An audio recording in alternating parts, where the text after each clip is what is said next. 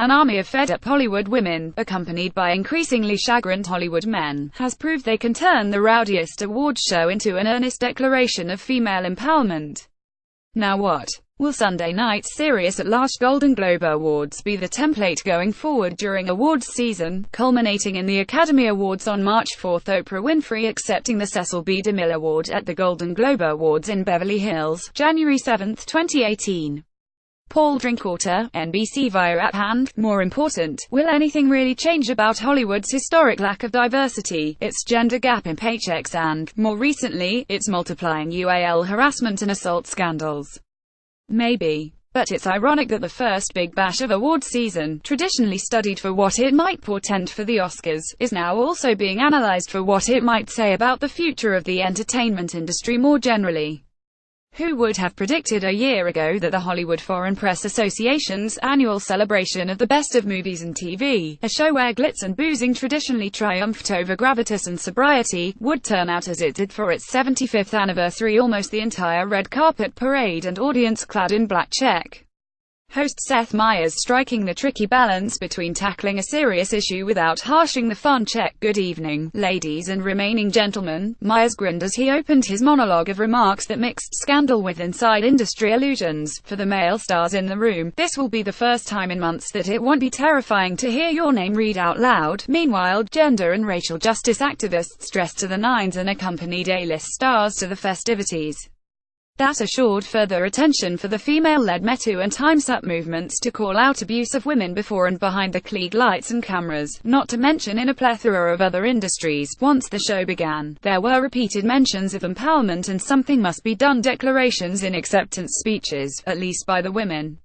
There were polite but pointed rebukes by some stars, as when presenter Natalie Portman introduced the nominees for Best Director, saying, "And here are the all-male nominees," and then there was Oprah Winfrey's galvanizing speech, interrupted by multiple standing ovations, as she accepted the Cecil B. DeMille Award for Lifetime Achievement, the first black woman to receive the honor. In her speech, hailed as compelling, moving and inspiring, she denounced racism and ism, spoke of her own life, and recalled the little-known story of Recy Taylor, a black woman abducted and raped by 6 white men in 1944, who died recently without ever seeing justice. More, minute-by-minute updates from the Golden Globe Awards list, all the Golden Globes winners. What I know for sure is that speaking your truth is the most powerful tool we all have. Each of us in this room are celebrated because of the stories that we tell, and this year we became the story, she said. For too long, women have not been heard or believed if they dared to speak their truth to the power of those men. But their time is up. Their time is up. Instantly, Oprah 2020 began trending, even though Winfrey has repeatedly and firmly denied she has any interest in running for president. The mood of the night spilled over to the show's after-parties, which were noticeably more deflated and more sparsely attended than in years past. Viewers at home could be forgiven for their surprise at this year's unprecedented tone at the Globes, but 2017 was an unprecedented year in Hollywood. Already staggered by the previous 2 years of Oscar-so-white controversy about the lack of racial and ethnic diversity, the industry was then upended by the Harvey Weinstein scandal involving decades of alleged UAL misconduct. The toppling in October of the blustery, volatile producer, who dominated the Globes for decades, was accompanied by a tsunami of allegations of UAL harassment and assault that has helped fell scores of powerful men in Hollywood. Now all the old industry customs, patterns and rules, good and bad, have been thrown out and their replacements are still uncertain. So the annual sybaritic shindig that is the Golden Globes came at a moment when few in the industry know where they stand anymore and everyone is feeling their way to a new normal. The tone was set even before the show started, when the majority of stars, including men, paraded the red carpet in black here and there with a splash of color trim, in a pre-planned sign of solidarity for gender equality and for the accusers in the UAL harassment scandals. It made for an interesting look in place of what has usually been a riot of color at the Globes.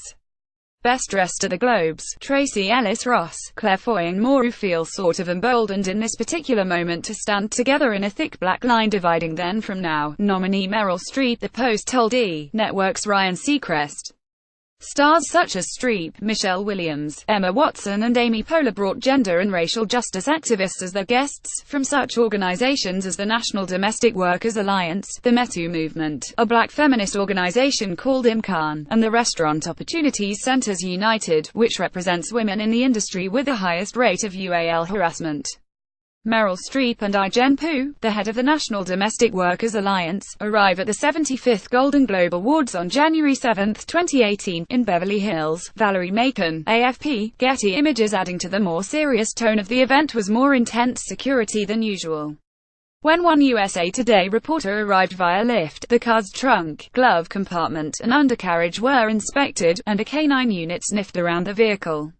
Then there was first-time host Meyers, who nightly trounces President Trump with political jokes on Late Night with Seth Meyers. On Sunday night, not so much. Instead, he tackled the scandals head-on. Review: Seth Meyers is almost perfect on an off-key Golden Globes night early on. He called out the disgraced Weinstein, the elephant not in the room. Don't worry, he'll be back in 20 years when he becomes the first person to be booed at the annual In Memoriam, said Meyers, earning groans from the audience.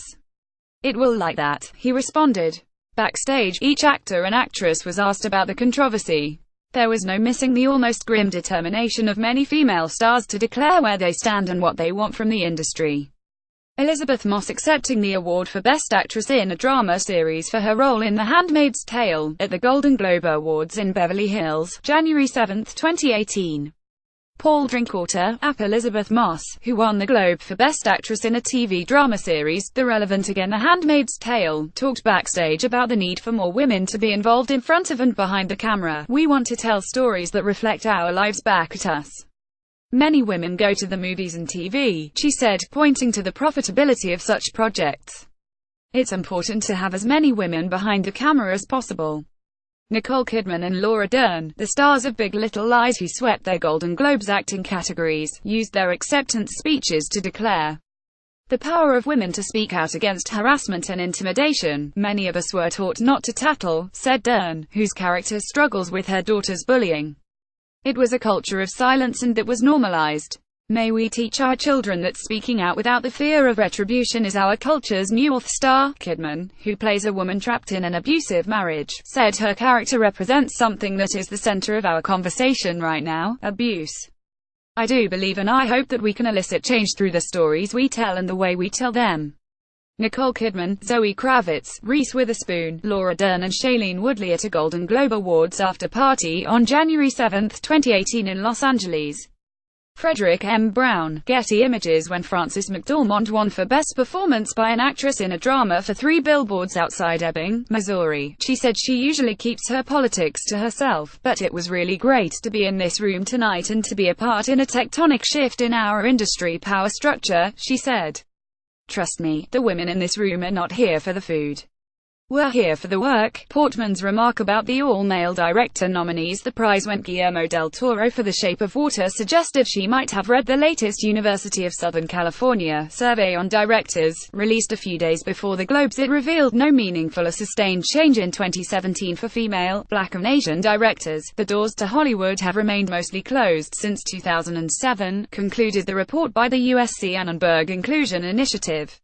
Deborah Messing at 75th Golden Globe Awards on January 7, 2018, in Beverly Hills. Valerie Macon, AFP, Getty Images. Deborah Messing directly called out E! for alleged gender discrimination in pay for co-hosts. In an on-camera interview with E!'s Juliana Rancic, Time Is Up, Messing said, "We want diversity and we want intersectional gender parity. We want equal pay. And that's something that can change tomorrow." Hundreds of women in entertainment are so fed up with the lack of diversity and parity that last week they unveiled Time's Up, a well-funded initiative dedicated to confronting abuse of power and promoting workplace equality in their own and other industries. Messing said she wore black to honor the brave whistleblowers who came forward and shared their stories of harassment and assault and discrimination. She said, "I'm wearing black to stand in solidarity with my sisters all over the globe, and I'm here to celebrate the rollout of this incredible initiative." The activists and advocates who accompanied the stars say they've been inspired by the effort.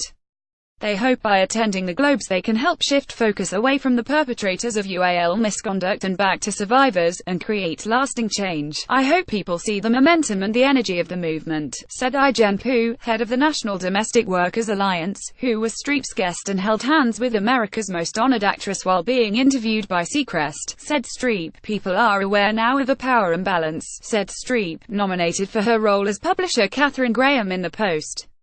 Contributing, Carly Mallenbaum, Andrea Mandel and Brian Alexander in Los Angeles. Copyright 2017 USA Today.com.